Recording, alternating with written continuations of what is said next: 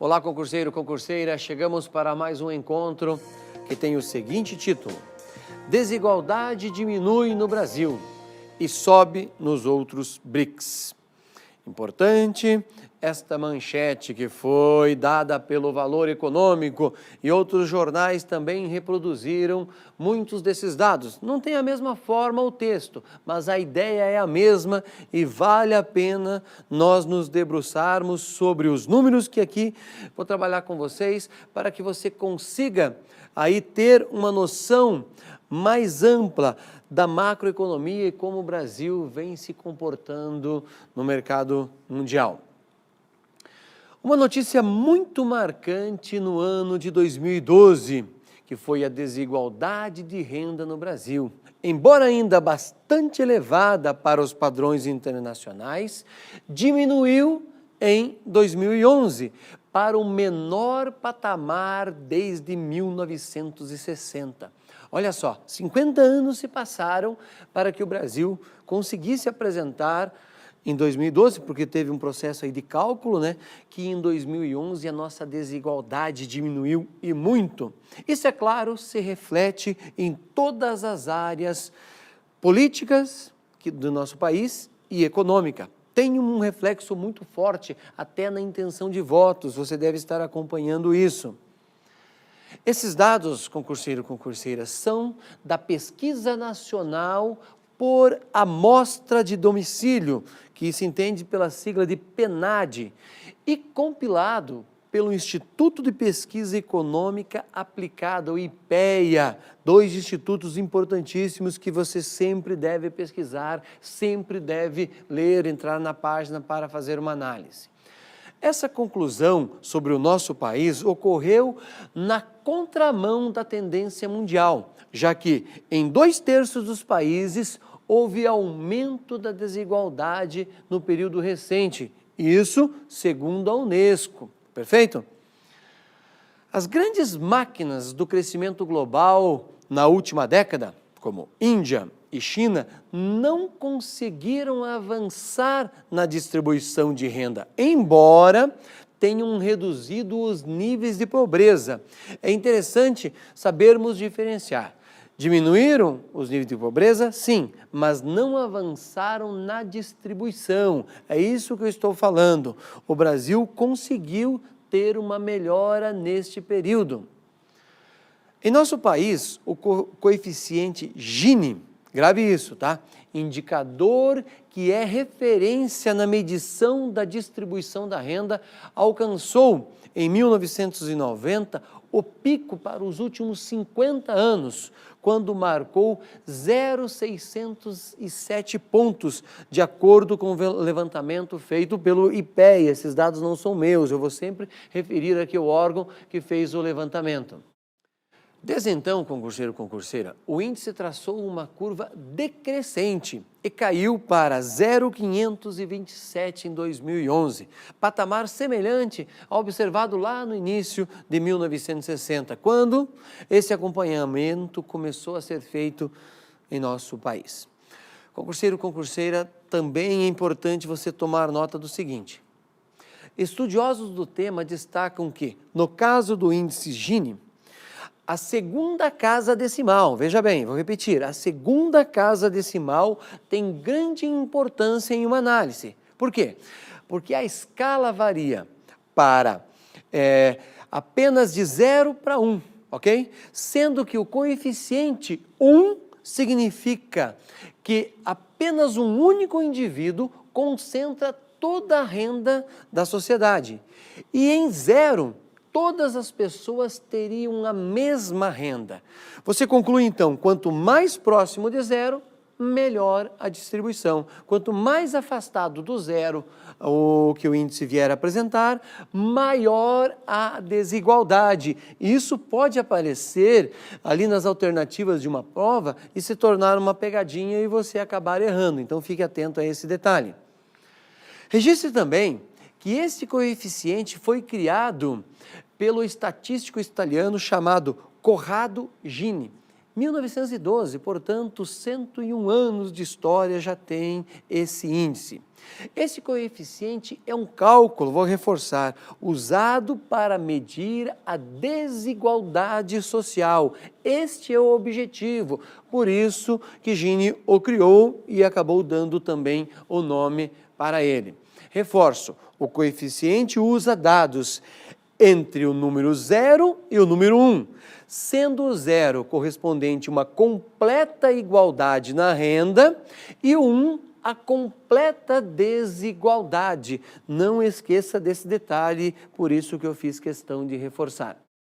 Sendo assim, o coeficiente Gini mede através de pontos percentuais, que é a igualdade do coeficiente multiplicado por 100. Por isso aqueles números que você viu comigo anteriormente, 0,600, 0,500 e assim por diante. Vale a pena você fazer uma consulta na internet, qual o índice do Brasil, compara com os Estados Unidos, compara com a Finlândia, Japão e uns 2 ou 3 países da África, e isso também vai ficar mais claro na sua cabeça. Veja só, concurseiro, concurseira.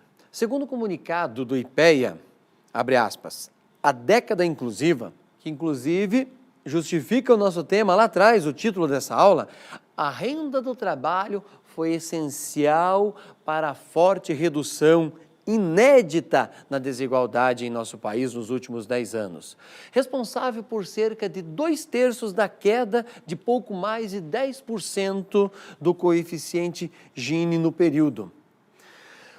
Ao mesmo tempo, ressalta o Instituto, sem as políticas de redistribuição de renda patrocinadas pelo Estado brasileiro, lá desde o início de 2000, a desigualdade teria caído 36% nessa década. É um valor muito grande. Neste caso, o Brasil é referência no mundo. E vamos entender o seguinte, o que tem a ver isso com o mercado financeiro?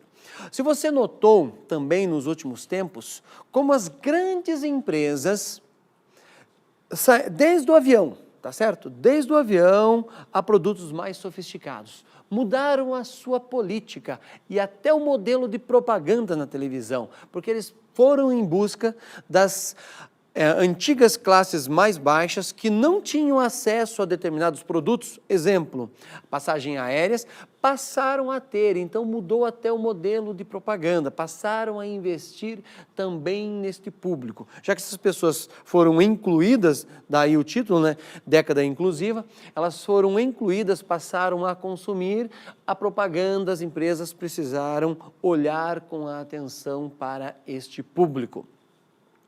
Dados publicados em diversos jornais nos primeiros meses de 2013, através da declaração de Marcelo Neri, presidente do IPEA, apontam que alguns países onde há aumento da concentração de riqueza, como é o caso da China, já mostraram interesse em programas, ou melhor, no programa brasileiro. Como que o Brasil conseguiu, por exemplo, através do Bolsa Família, como que isso foi implantado e assim conseguiu diminuir a desigualdade.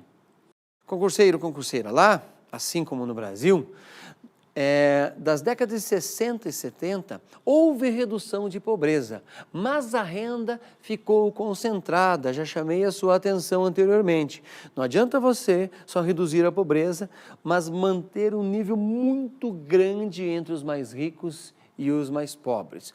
Isso ocorreu segundo os dados compilados pelo Centro de Políticas Sociais da Fundação Getúlio Vargas. Porque embora o crescimento da renda da parte mais pobre da população tenha sido forte nos emergentes, os mais ricos tiveram um salto ainda maior, ou seja, aumentando a desigualdade. Concurseiro, concurseiro, reforço, em relação ao nosso país, isso foi inverso. Na última década, o salário dos 20% mais pobres cresceram 6,3% ao ano, atrás apenas da China. Isso é muito marcante. Lembrando que a China se tornou o segundo país mais poderoso neste período. Então, o avanço econômico da China é gigantesco, ou foi gigantesco, mas eles não conseguiram levar a igualdade, por isso que estão questionando o Brasil como que ele conseguiu, nesse período, fazer essa distribuição de renda. Concurseira, concurseiro, estudiosos entendem que a desigualdade no Brasil é parte de um processo que ocorreu principalmente durante o milagre econômico da década de 70, que levou a disparidades internas de renda, processo que só começou a ser revertido nos últimos 10 anos. E olha que interessante a contradição aí. Durante o milagre econômico, quando em tese o Brasil mais crescia, aconteceram as grandes disparidades que até hoje se perpetuam, e nós observamos isso nas favelas em nosso país, nas pessoas mendigando nas ruas e nos semáforos. Agora eu quero que você me acompanhe em um gráfico para que nós possamos olhar como que é a percentagem dessa desigualdade em vários países do mundo. Vejamos esse gráfico. Veja o título do gráfico, concurseiro ou concurseiro. Quantas vezes a renda dos 10% mais ricos é maior do que a renda dos 10% mais pobres? Outro detalhe importante, olha a fonte, é da OCDE. Feito isso, analisamos, agora vamos ver país por país. Está ali o Brasil, 83 e daí, no caso, em 1995, em 2008, teve uma queda bastante acentuada, foi para 50%, ou seja, menos 40%. Agora veja o caso do México, no período de 95 a 2008, 33,5% para 27%. Note pela setinha verde a questão da queda. A mesma coisa o Chile. Aí a diferença não é tão grande, de 31,5 para 26,5. A Turquia também tem uma queda parecida com a do Brasil, de 22 para 14,5. Eu digo parecida em termos de percentagem. Agora veja que interessante os países ricos aí, como a desigualdade no caso aumentou, né? Estados Unidos, Alemanha e França, mas vamos começar pelos Estados Unidos. De 12,5 foi para 15. A Alemanha de 6 foi para 7, idem para a França. Concurseira, concurseiro, esta relação que eu fiz agora com os 3 últimos países ricos que perderam e com os países, entre aspas, pobres ou emergentes que melhoraram, é interessantíssimo, até esse gráfico pode ser motivo de prova, então fique atento. Estudiosos entendem que a demografia, olha que interessante, a demografia pode colocar em risco a continuidade do processo de avanços na distribuição de renda que aconteceu nos últimos anos, principalmente se as ações destinadas a elevar a produtividade do trabalhador com uma melhora no nível educacional continuarem estagnadas. Como assim? Nós precisamos melhorar o nível educacional urgente do nosso país, com um problema: a taxa de reposição da população brasileira também está estagnada. Nós estamos abaixo de 1,8 número de filhos por mulher, que é justamente o número de reposição. E o que vai acontecer? A população pode envelhecer, ou melhor, ela vai envelhecer nas 2 próximas décadas, e isso pode dar um problema lá na frente quando nós pensamos, tanto em mão de obra trabalhadora, como também em relação à previdência. E este é um ponto que o Brasil precisa estudar com mais atenção. Concurseira, concurseiro. Então, este ponto da desigualdade, vamos aqui ser práticos, e eu gostaria que você trabalhasse com essa relação. Independente de quem está ou não no poder, porque desde o PSDB ao PT, os dois contribuíram muito para que isso mudasse, desde o Fernando Henrique até o então governo. Vamos lá. Isso mudou a visão que se tem lá fora do nosso país.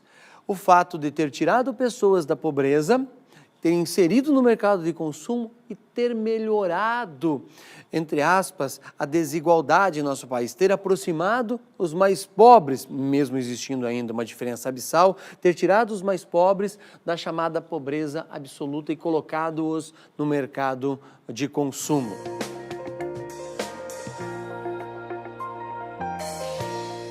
Sobre isso, eu separei uma questão que nos ajuda a entender como que a banca pode nos questionar em uma prova. Vamos lá então à questão? Veja o que diz o seu enunciado.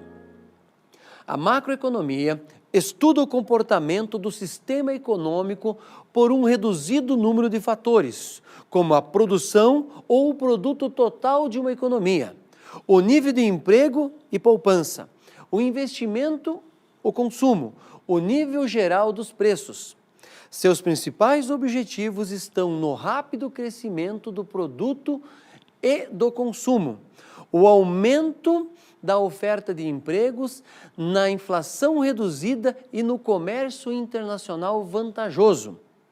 Contabilidade nacional é a técnica que tem como objetivo principal representar e qualificar a atividade econômica de um país durante determinado período de tempo. Acerca disso, considere as seguintes definições. Muito bem, deu aí uma ampla definição sobre macroeconomia, aí ele coloca várias alternativas que nós temos que analisar e preste bastante atenção na hora que ele vai nos cobrar quem está certo ou quem está errado. Isso, muita gente erra esse modelo de alternativa. Então, eu pegaria agora essa numeração e iria marcando verdadeiro ou falso, tá certo? Me acompanhe, olha a primeira. Valor bruto de produção, VBP, expressão monetária da soma de todos os bens e serviços produzidos em determinado território econômico, num dado período de tempo. Não incorre no chamado erro de dupla contagem, pois não soma os produtos finais com os insumos usados em sua elaboração. Concurseiro, devo perceber que esse texto aí é incorreto e não condiz com o enunciado que foi feito no início da questão. Então, falsa este número 1. Vamos para 2, o que diz? Produto bruto, PB. Produção de bens e serviços finais realizados pela economia durante um período do tempo. Verdadeira, a 2, pode marcar aí como verdadeira. Vamos para a 3, o que diz? Renda bruta, somatória das remunerações brutas dos fatores de produção empregados na economia durante um período de tempo. Também é verdadeira essa alternativa, pode marcar aí. Vamos ver o que diz a 4. Produto Interno Bruto, o PIB, que é tão comentado. Expressão monetária de bens e serviços finais produzidos dentro dos limites territoriais econômicos, dependendo da origem dos fatores de produção. Só o fato dos limites territoriais aí já demonstra que esta questão está errada, porque se nós tivermos uma empresa fora e vem royalties para o país e vem dinheiro transferido, então esta daí você marca como falsa. E vamos para a 5ª, que diz o seguinte: Produto Nacional Bruto, PNB, expressão monetária dos bens e serviços produzidos por fatores de produção nacionais, independente do território econômico. Verdadeira essa que se contradiz com a 4ª. Olha o que eu queria te chamar a atenção quando vem as alternativas, olha o que está escrito aí. É incorreto o que consta apenas em, justamente na letra D, a 1 e a 4, todas as outras são verdadeiras.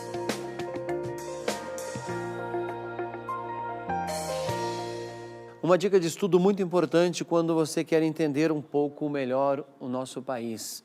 O IPEA, claro que é uma fonte que sempre produz dados de todos os sentidos, sobre a população brasileira, sobre desigualdade, e também a Fundação Getúlio Vargas. Inclusive, uma sempre está citando a outra. Então, vale a pena essas 2 páginas sempre aparecerem na sua lista de consultas para entender a questão econômica em nosso país. E assim eu me despeço, desejo a você bons estudos e uma ótima prova.